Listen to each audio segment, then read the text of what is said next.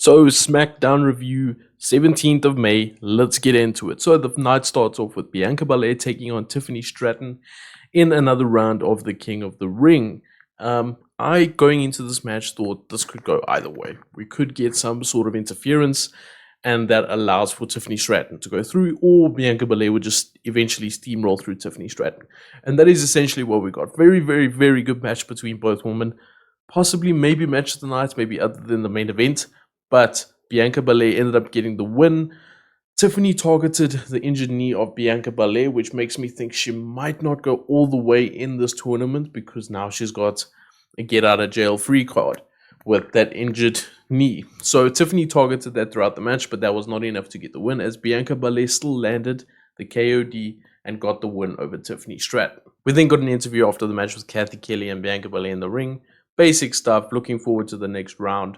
You know, the usual stuff, talking about her injured knee, and Bianca Belair admits she's not 100% with that knee injury.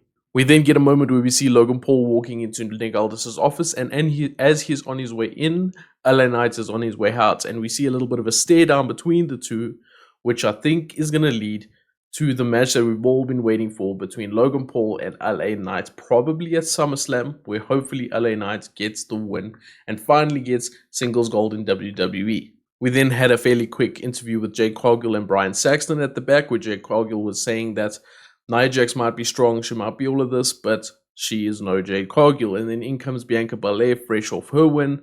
They have a little moment, and then Bianca Belair says, well, see you next week. Basically, see you next week in the ring, assuming that Jade Cargill will win. And then Jade Cargill says, let's just take it match by match.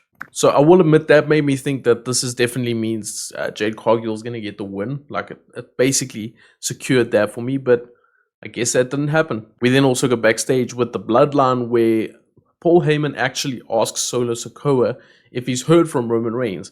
And Solo says all the time. He hears from Roman all the time. And they walk off getting ready for Tama Tonga to take on LA Knight.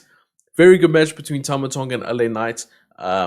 LA Knight just unfortunately was outnumbered and got distracted by the Bloodline, which allowed Tama Tonga to land that flatliner. And I must admit, last week I thought, oh, this is a weak finish. This week, much better looking finisher, I will admit. But I still don't think a flatliner should be used as a finisher in 2024. I know he used a gun stun or a RKO or a cutter in New Japan, but I swear he also had another finisher. But anyway, maybe he's just not allowed to use it. With that being said, I still think he needs to find another finisher. We then had Cody, Rhodes, and Logan Paul in the middle of the ring, ready for their contract signing. So Cody Rhodes starts off by saying, Logan Paul, do you know what the difference is between me and you?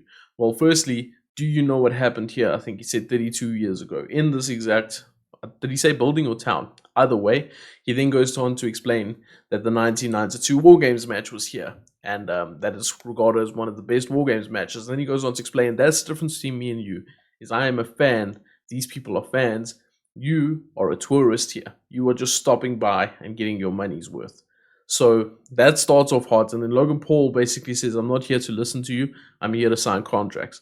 As he's about to sign the contract, he ends up ripping the contract. We can see he has like an older gentleman next to him, so it's clear that he has another lawyer. Lawyer takes out a contract, and he says, I agreed to face you for your title, not to put my title on the line. And then this is where Nick Aldis gets upset and says, this is not what we discussed. This is not what we discussed in my office. You are changing the rules. You are trying to pull a fast one on us. And then Cody Rhodes basically says, you know what, Nick, I know what it's like when you get angry. We've known each other for a very long time. I'm going to let you go and I'm going to deal with this. So then they're getting a bit of an altercation between Cody Rhodes and Logan Paul. I don't actually remember if Cody Rhodes even ended up signing the contract. That doesn't happen a lot of the time anyway with these contract signings. Anyway, they went back and forth on words. Logan Paul brings up his brother Jake Paul fighting Mike Tyson, and then Cody makes a bit of a mistake and says, just like your brother in 8 days' time will lose to Mike Tyson, I will beat you as well, or something along those lines. Mike versus Jake Paul is in like July, 2 months away. But anyway, we'll move past that. He obviously means King of the Ring in 8 days' time. With that being said, there was a little bit of a scruffle there. Logan gets out, and then Cody Rhodes power bombs one of Logan's lackeys through one of the tables in the ring. Someone always has to go through a table when a contract signing happens. We then get Jade Cargill taking on Nia Jax in another round, or another King of the Ring tournament round. Yeah, that's the words. The match was short. It was feisty, it was fiery. Nia Jax busy taunting Jade Cargill's daughter on the side. Jade Cargill's daughter looking like she's having the time of her life watching her mom, which is always good stuff. Then it looks like Nia Jax wants to hit Jade Cargill with a chair for some reason. Jade Cargill was supposed to catch it. She was a bit late, so she did get hit with a chair. Should have been DQ first to Nia Jax, but anyway, Jade Cargill caught it, hit Nia Jax with a chair, and Nia Jax wins by disqualification. The announcers tried to pull it off like it was a clever move from Nia Jax. I'm not so sure. I'm really not so sure on that. But I think it's a very cheap way to get Jade Cargill out. I think there was a better way of doing it, and this just felt lazy. It felt like an easy way of doing it. Just let's just do it, Nothing creative, nothing interesting. Just it felt really cheap. We then got DIY versus Legado del Fantasma. I think this was a number one contenders match or a qualifying match for a number one contenders match. But DIY ended up getting the win. Decent match. I just don't care. I know we asked for split tag titles, but we still got to rebuild these tag divisions to make people actually competitive. That's the thing. And you got to have more than just random matches. You got to have segments. You got to have stories. Not just random matches. And that's exactly what we had tonight. There was nothing building up to this match. Nothing. Just happened. And now we have to have a world title match between DIY and Austin Theory and Grayson Waller. But there's just no heat behind it. And that is my problem. That is my big problem with all of this. But with that being said, we then moved on to our main event, which was Randy Orton taking on Carmelo Hayes. And this is Carmelo Hayes' second SmackDown main event, which Carmelo Hayes is there, man. He's there, up there with the big boys. Anyway, very, very good match, decent match. You can see Carmelo Hayes started working nicely with these guys on the main roster.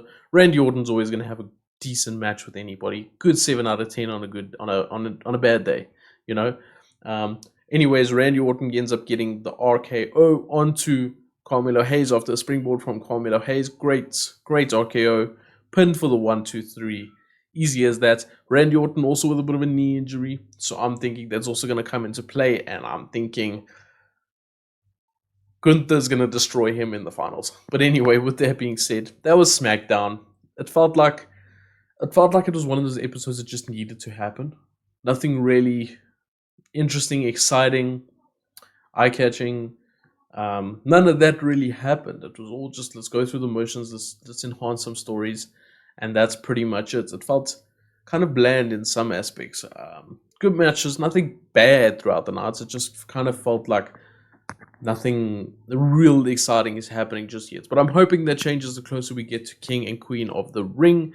With that being said, decent episode of SmackDown, like I say, could have had a bit more excitement. But we'll see you guys next time. Stay tuned. And if you guys haven't seen some of our other videos we posted recently, we did like a WWE quiz with some of the other members, which ended up in a terrible forfeit for Troy.